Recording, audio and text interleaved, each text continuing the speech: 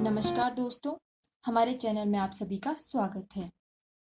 हम अपने छंद के विषय को कंटिन्यू करते हुए आज वीडियो पार्ट 2 में आर्य, अनुष्टुप, इंद्र वज्रा, उपेंद्र वज्रा आदि आदि छंदों के विषय में पढ़ेंगे। तो आइए शुरू करते हैं। संस्कृत में जो छंद है उन्हें विभक्त किया गया है वैदिक छंद और लौकिक छंद में। वैदिक छंदों का अत्यधिक उपयोग होता है हमें वेदों में। नाम से ही पता चल रहा होगा आपका, वेदों में वैदिक छंद का उपयोग किया जाता है और लौकिक काव्यों में हमारे लौकिक छंदों का उपयोग किया जाता है। लौकिक छंद में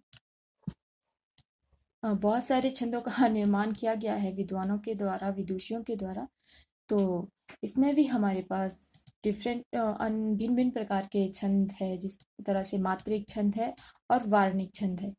मात्रिक छंद वे छंद है जिसमें मात्राओं को गिना जाता है, केवल मात्राओं की ही गणना की जाती है। और वार्णिक छंद है जिसमें केवल वर्णों को ही गिना जाता है, वार्णिक छंद कहलाते हैं। तो सबसे पहले हम करेंगे आर्य छंद के विषय में। आर्य छंद क्या है, उसका लक्षण क्या है और उसके उदाहरण के विषय में हम पढ़ेंगे। यस्या प्रथमे पादे द्वादश मात्रास्तथा तृतीयेऽपि अष्टादश द्वितीये चतुर्थ के पंचदश सार्या। अर्थात जिसके प्रथम पद में 12 मात्राएं हो और तृतीय में भी 12 मात्राएं हो और अष्टादश द्वितीय चतुर्थ के पंचदश सा आर्या।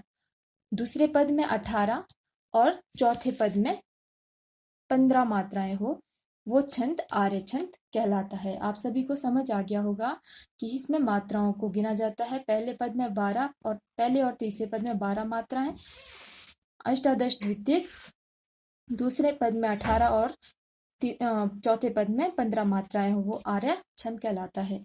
आइए अब उदाहरण से समझते हैं।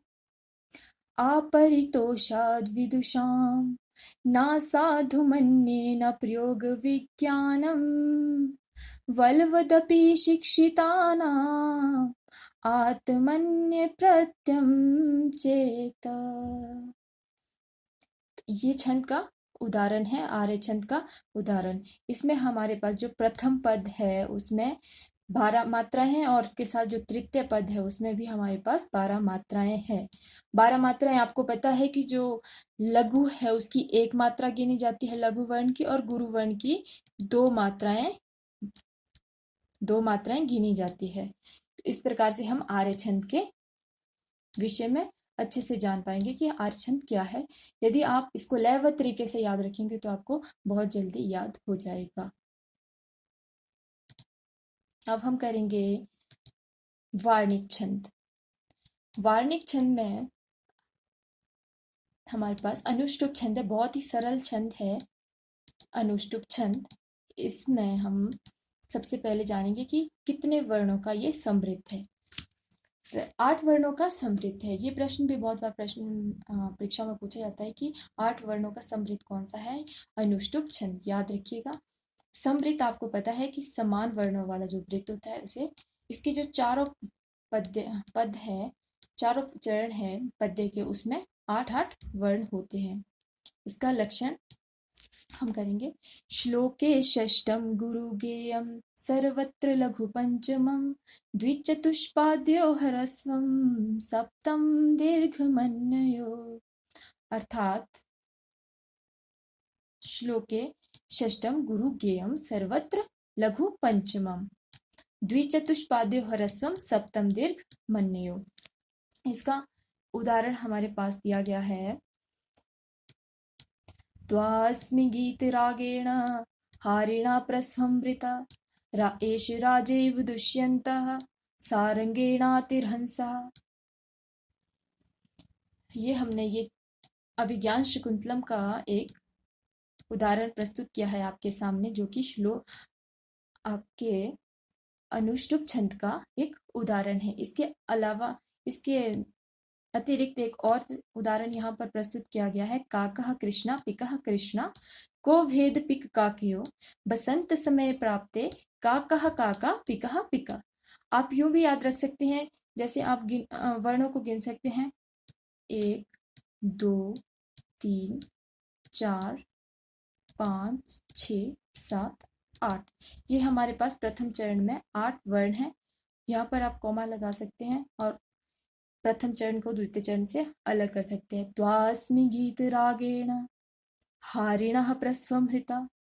इसमें भी आपके पास, आप गिनते जाएंगे तो आपके पास 8 वर्ण आएंगे। इस प्रकार से इसमें प्रत्येक चरण में 8 वर्ण होते हैं।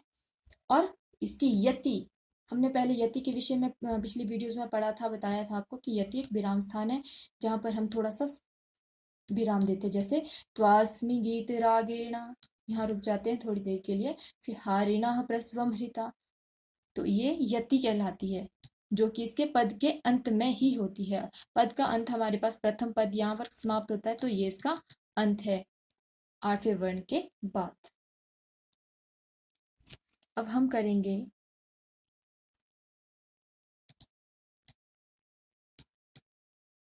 इंद्रवज्रा छंद।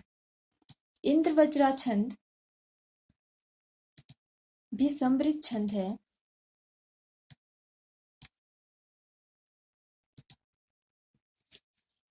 इसमें हम लक्षण करेंगे। स्यादिंद्र वज्रा यदि तौ जगौग।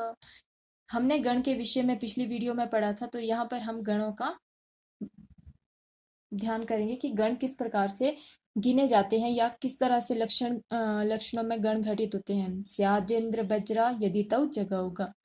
प्रत्येक पद में या चरण में 2 तगण। हमारे पास जो लक्षण दिया है वो है स्यादिंद्र वज्रा यदि तौ जगौग, तौ जगऊ। ये 2 शब्द है हमारे पास, इनको बहुत अच्छे से याद रखना है हमने। यदि तौ जगऊगा, यदि तौ, तौ मतलब तगण, त से तगण, तौ मतलब द्विवचन है तो 2 तगण होंगे।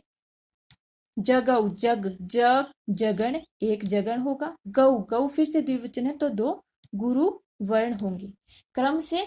तो वहां पर इंद्र वज्रा छंद होता है। प्रत्येक चरण में 2 तगण, जगण, 2 गुरु वर्ण हो, वहां पर इंद्र वज्रा छंद होता है। ये इंद्र वज्रा छंद हमारे पास 11 वर्णों का समृद्ध है।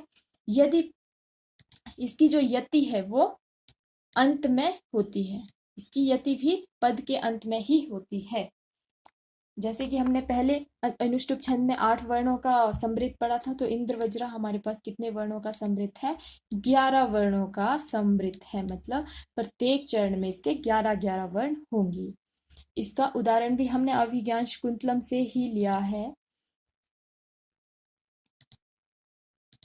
अभिज्ञान शाकुंतलम का जो ये उदाहरण है आप यहाँ पढ़ सकते हैं। अर्थो हि कन्या परकीय तामद्य संप्रेष्य परिगृहीतु जातो ममायं विशदा प्रकामं प्रत्यर्पितनया सेवांतरात्मा।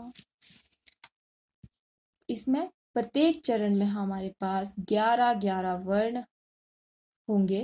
साथ ही जो 11 वर्ण है उसमें हमारे पास जो गण घटित होते हैं वो 2 तगण, 1 जगण और 2 गुरु वर्ण घटित होते हैं। जब हमें पता है कि तगण में क्या आता है प्रथम में, जैसे यरत है, यरत का मतलब है कि गुरु अंत में होगा, तो पहले हमारे पास लघु अंत में होगा, तो पहले हमारे पास क्या होगा? 2 गुरु होंगी। तो इसका निशान यूं आएगा, सॉरी, अर्थो ही कन्या परकीय एव।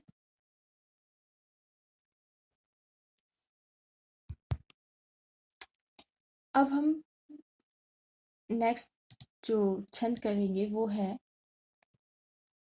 हमारे पास, जैसे कि हमने यहाँ आपको बताया है कि किस किस छंद का तगण है।